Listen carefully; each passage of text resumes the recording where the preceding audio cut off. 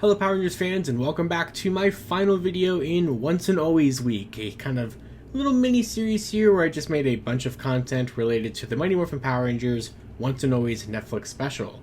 So, there's been a rhyme and a reason to every video that I've done here so far. We started with a reaction video to the actual special, then we had a Lightning Storm discussion about what Lightning Collection props were used in the special, then I gave my in-depth review of the special after all the thoughts had been collected, and then we theorized about where it was going to lead within the canon, and now today to wrap it up here I want to discuss what this could mean outside of the canon for just like the Power Rangers brand as a whole. And that is, I want more of these things. So as you saw with the video title, it's what other seasons do you think would be the best choices to get a Once and Always special? I don't think they would always call it a Once or Always special, but basically a reunion special essentially here, because while of course the franchise does and always will revolve around Mighty Morphin Power Rangers, they really did a good job, as I went in my review, about diving into the extensive canon and the extensive lore that this franchise and this universe has to offer. Personally, just kind of speaking off of what I think the franchise is at this point in terms of popularity, I don't think we're going to get anything like this again. If we did, it would probably just be more Mighty Morphin stuff, of course. But today, we're going to pretend like we live in a world to where other seasons are loved and are, given as much of attention as other seasons are, or as Mighty Morphin is specifically here, because I think that there are some other specials that you could do, some other seasons that you could do, starting with Lost Galaxy. So, when I was thinking about this, I wanted to think about this from a couple of different angles, and that is, what did the season leave us with? And some people have been discussing this on Twitter, because Ranger Danger asked the question of, what seasons would you not want to see get this kind of treatment? So that's the exact opposite of what I'm doing here today. But there are some Power Ranger seasons that I don't feel like you really need to come back to what they're doing. You could revisit the team in the comics, or you can have them have a little cameo appearance where like they appear on a cliff or they appear in a panel or something like that. But Lost Galaxy is one of those seasons. I think that the ending of Lost Galaxy is perfectly fine. I think it's been nice that we have gotten to see the cast again in things like Lightspeed Rescue's crossover, or where literally half the team came back for Super Mega Force. But because of the fact that half the team came back for Super Mega Force, I feel like it wouldn't be too terribly difficult to get at least half the team back, if not more of the team back for this special. I don't know what the plot of the special would be, but I think it's always been interesting, and I was watching a bunch of content about Once and Always from Dawson Rider here on YouTube, and he mentioned about the fact that it's so wild that the franchise really doesn't acknowledge the existence of Miranoi all that much, because it's literally an entire other Earth out there, like with its own human population. Like, Earth sent a spaceship out to find another Earth, and then they did, and that just like never gets mentioned. So I think it'd be really interesting to set a special on Miranoi, see what the Rangers are up to there. I'm sure there's going to be some sort of force, some sort of evil that's going to come after the Quasar Sabers, or come after some other thing, or this or that, or whatever it may be. And I really want to see that. I think that'd be a lot of fun. I want to see what Terra Venture's up to now, as it's no longer needing to serve its purpose of like being a spaceship, because it did that. It did its goal. I think they're a pretty popular season. I mean, they're not as popular as like a Mighty Morphin or In Space or anything like that, but I feel compared to like the early 90s seasons, or when you think of the early 90s seasons of Power Rangers, it's still a pretty popular season compared to some other stuff in the more recent era, or even like the Disney era. Now, another season that I really want to get a special is RPM, and that's not only because I have a giant bias towards RPM, because it literally is one of my all-time favorite seasons. It is my second favorite season of Power Rangers. I absolutely love this season a ton, but this world has so much fascinating things you can do with it. What I really like about Power Rangers, especially in the Hasbro era, is what they have done with RPM so far, because they actually have done surprisingly a lot with it. So they made it to where the main villain of Beast Morphers was just a reincarnated version, or a resurrected version of Venjix. They brought Dr. K and Colonel Truman back. They did connect back to RPM, which was just really cool to see. And I want to see more. I want to see more of these characters. I want to go back to the RPM dimension. We visited it in Super Mega Force, which was definitely not just the engine world from Go Onger's tribute episode from Go Kaiger. No, definitely not. I want to see, how did we get to that point? Where did the Turbo Falcon Zord come from? How is the rebuilding of the entire Earth happening? The last time that we actually saw anybody within RPM from their universe, as we remember it, was in the Shattered Grid comics, where they were one of the only Ranger teams that actually successfully rebelled against Draken, or actually did not fall to Draken, because the RPM team is goated. So I really, really want to see how everything's going there. I don't know.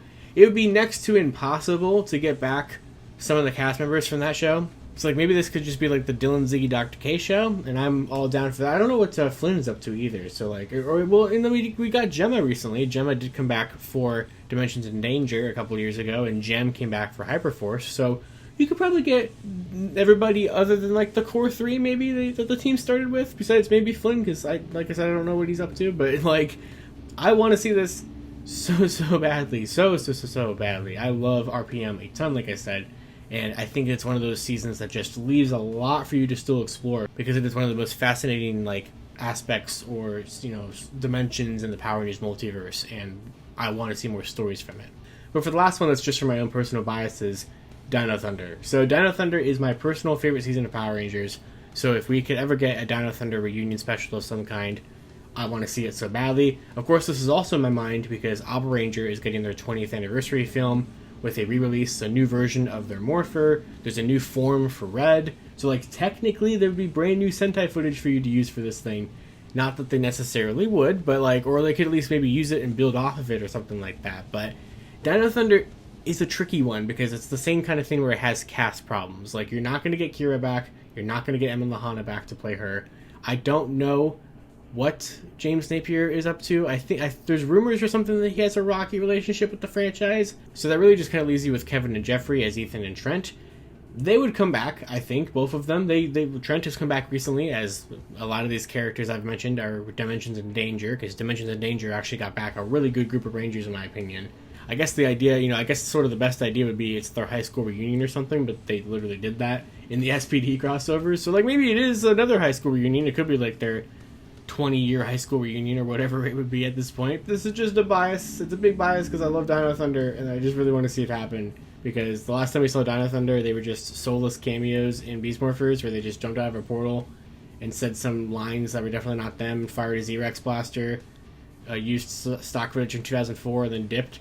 And, like, I want more than that for my favorite team of Power Rangers. We're not going to get it, but I think it'd be cool if we did. And then finally, that brings us to the final two seasons that I think actually legitimately could get a Once and Always type special, just because of what they are. But we'll start with one that I think would be an interesting idea, and that's Zeo.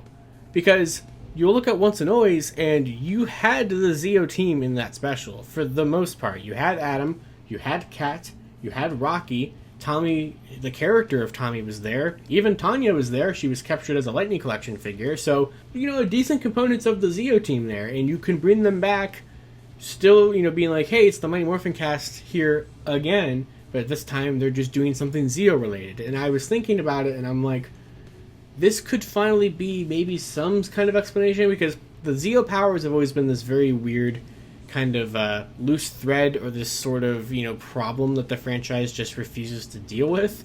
And that is, the Zeo powers are supposed to be a power set that continues to just grow stronger. That's what they said, stronger than before, but like literally they're supposed to, like, as the more usage of them goes, or over as time goes, they are supposed to get stronger as powers. Which makes it very, very strange when Zeo ends, and after Turbo starts, they just switch over to Cars, and they just abandon the Zeo powers. And the franchises never really acknowledged why they did that. Of course, when Tommy's come back, Tommy did use Zeo Red, because Zeo Red is programmed into his Master Morpher, so that was freaking cool, of course. But, like, it was never acknowledged, like, in Dino Thunder about, like, what happened to the Zeo powers, because he got brand new Dino Thunder powers, but, like, in theory, he should have still had a fully functioning Zeo Morpher. So while a Once and Always type special wouldn't necessarily be something that would be set like 20 years ago to explain that, I feel like what you could do is you could do a Zeo special, probably some kind of Return of the Machine Empire or something like that. I don't know exactly how that would work, but they came back once in Forever Red. They were a literal empire, so there's probably some other people out there that are, sympathizers of their cause or remnants of the army or something like that. That's reasonable to say. I don't know what you would do exactly with explaining where Tommy is. I don't know. That's always a problem. It's like, what do you do with Tommy? But maybe they do something where it's like, JJ has the powers or something. I know that doesn't really work with the timeline of Soul of the Dragon, because as it currently stands, JJ should be relatively young. Like, I think he's definitely supposed to be younger than Min is. I think a Zeo special legitimately would be a really cool and fun idea, and I'd love to see them explore it. And I feel like if there's any season, if it wasn't going to be explicitly Mighty Morphin branded, I think that the only one that they would maybe take a risk of, possibly, besides the one we're going to talk about at the end here, would be Zeo. But then that finally brings us to the final season that absolutely should have a Once and Always special type thing for so many different reasons, and that is SPD. Come on. Come on now. There's so many things, there's so many reasons why this would make so much sense. First of all, when it's set. So, SPD was set in 2025. It was a season that came out in 2005, and they set it 20 years into the future because, aliens and everything, it sounds cool that it's set in the future, so we're going to set it 20 years into the future. Probably, I'm sure, without the intention of thinking that 20 years after SPD, Power Rangers would still be going. So we are about to hit, or we're relatively close to hitting 2025, which means since the franchise is still going, they've had to acknowledge that. Once and Always itself has kind of established things with Adam and Aisha being part of Space Patrol Alpha, which is some sort of other branch of SPD. They didn't really explain exactly what that branch is doing, but we did get from Simon Bennett the official confirmation that it does stand for Space Patrol Alpha, and we heard that they were helping out in the Sirius system against the Tribian Empire, which would make sense because we know that that is the system that Doggy Kruger is from. So I don't know if it necessarily works because we know for a fact that Once and Always is set in 2023. So what that would mean is that you have this perfect opportunity to do an SPD film in 2025. We've already had some really, really cool SPD content, like that one picture from that Soul of the Dragon holiday card, which shows Sky as the Deca Ranger. Why haven't we done anything with that? Like, it was just in that one promo thing. It wasn't even in the comics. It was just in this promo tweet. And it looks badass. I want to see that as a physical suit. We had some SPD stuff in Hyperforce. We have a female Blue Ranger on the team now. In the present time, if it was 2025 and our current timeline, then you could still have it be set to like after the events of Soul of the Dragon. You could actually bring in a live-action JJ with the Dragon Shield. And come on, I mean, fans, like, general audiences, if they see a brand new Ranger, but they're, because, like, to them, an SPD Green Ranger would probably be, like, a brand new Ranger, but if he's wearing the Dragon Shield, they know what that is. So could you imagine, we cast the live-action JJ, we bring that suit to life, we get Sky's actor back, we actually have the Deca Ranger suit be brought back to life. I know Bridges' actor is absolutely down to come back for an SPD reunion. He's talked about it before. Like, you could make this work, and due to the fact that you've now connected, JJ Oliver and Adam and Aisha, and the comics themselves have also connected things just with the whole SPD existing out there with Soul. I mean, really, it's really Soul of the Dragon. Soul of the Dragon did a lot of Mighty Morphin connecting.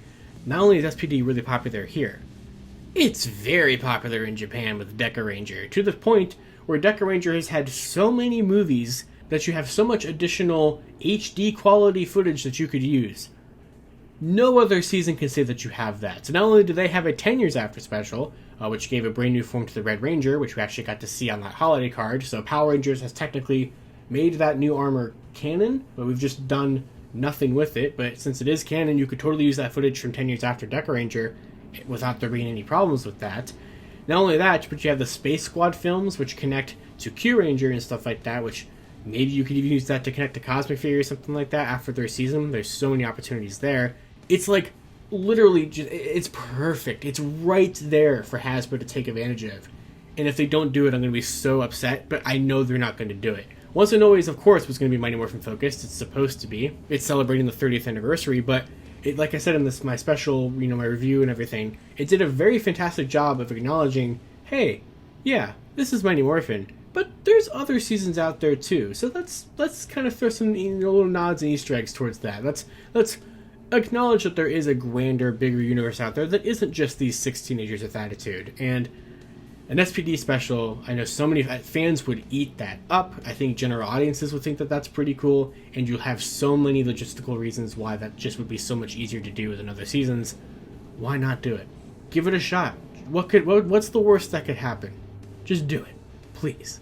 Alright, and with that is going to do it for the 5 seasons that I think would be perfect choices to get a Once and Always type special. Like I said at the beginning of this video, truly, in my heart, I know that this is probably the only one of these that we're ever going to get. And if we get anything out of the special in terms of additional material, It'd probably just be like a new show with Min, or just a sequel special that is just pure Mighty Morphin again, where they'll just probably revive another Mighty Morphin monster and defeat them with a bad CGI Megazord and have the cast just be wearing the iconic suits, which would be fun. I'd love to see more of this kind of thing, absolutely, because I love this special. But let me know down in the comments below, what seasons would you like to see get a Netflix special or a reunion special, a once and always type thing?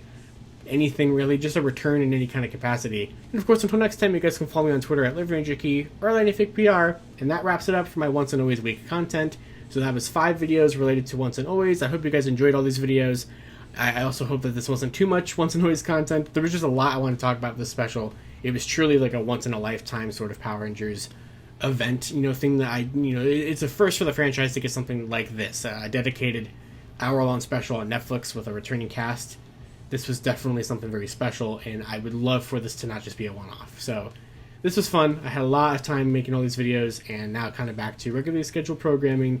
That isn't just Once and Always, but I'm sure Once and Always will come back up on the channel at some point. It's inevitable, because it was a special that I really, really loved, and I'm sure there's still some stuff we can talk about it, but for the most part, that's going to wrap it up. So I'll see you all later.